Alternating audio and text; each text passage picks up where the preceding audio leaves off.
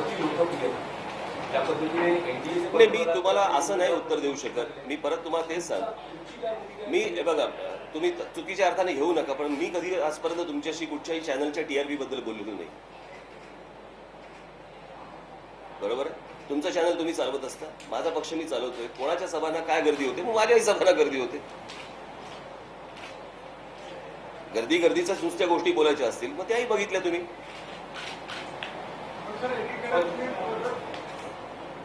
आत्ता मला नरेंद्र मोदींबद्दल फक्त एकच गोष्ट वाटते, ती मी स्पष्टपणे सांगणं मला असं वाटतं आवश्यक आहे. त्या माणसाबद्दल मला त्यांच्या कामाबद्दल, गुजरातमध्ये केलेल्या कामाबद्दल मला आदर आहे आणि चांगली गोष्ट वाटते. जे मी तेव्हाही बोललो होतो, मी आजही बोलतो, याच्यामध्ये काही वेगळं वाटण्यासारखं कारण नाही. पण ज्या दिवशी त्यांना पंतप्रधान पदाचा उमेदवार म्हणून जाहीर केलं भारतीय जनता पक्षाने, मला असं वाटते की त्या दिवशी नरेंद्र मोदींनी गुजरात राज्याच्या मुख्यमंत्री पदाचा राजीनामा द्यायला पाहिजे.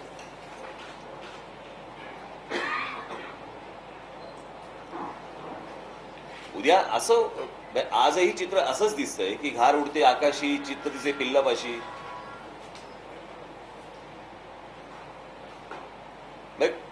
पंतप्रधान हा देशाचा असावा, पंतप्रधान हा राज्याचा असू नये.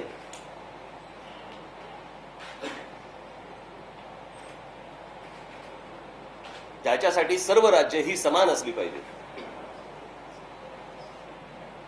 तो विचार मला असं वाटतं नरेंद्र मोदींनी करावा.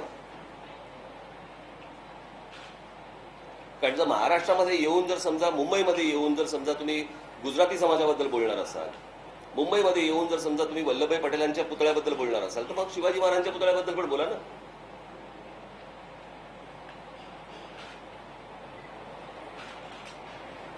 सो मला असं वाटतं की देश पातळीवरती एकदा त्यांची पंतप्रधान पदाचा उमेदवार म्हणून त्यांना जाहीर केल्यानंतर त्यांनी प्रत्येक राज्याचा विचार हा करणं आवश्यक आहे.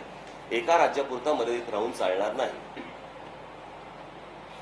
मी त्यादिवशी अमिताभ बच्चन आले त्यांना पण मी हे जेव्हा तेव्हा पण सांगत होतो, तेच मी तेव्हा पण सांगितलं माझ्या कार्यक्रमावर. लता मंगेशकर, सचिन तेंडुलकर, अमिताभ बच्चन ही परमेश्वरांनी पाठवलेली माणसं. तुम्ही एका राज्याचे अँबॅसेडर कसे होऊ शकतात? नरेंद्र मोदी यांना पंतप्रधानपदासाठी तुमचा पाठिंबा आहे? तिचे मी त्यावेळेला डिक्लेअर करेन, तुमच्यासाठी डिक्लेअर नाही करणार मी. अजून खूप वेळ आहे रे या गोष्टीला. मोदींचा विकासाच्या याच्याबद्दल सातत्याचे समर्थक राहिलेला आहे. त्याचं मॉडेल मोदींचे दृष्टिकोन विकासाबद्दलचा त्याचं समर्थन एकीकडे करत असतं. मला असं वाटतं ज्या वेळेला मोदी हा विषय येतो, त्याला एक मोदी इंडिव्हिज्युअल विषय येतो.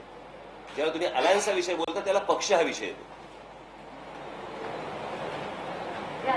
मोदींच्या विकासाचं समर्थन करतात. अर्थातच भारतीय जनता पक्षाला देखील काय दाखवावं लागते? मोदीच ना. पक्ष म्हणून दाखवतच नाहीयेत ना. आता समोर कोणाला उभं करतात? त्यांनाच उभं करतात.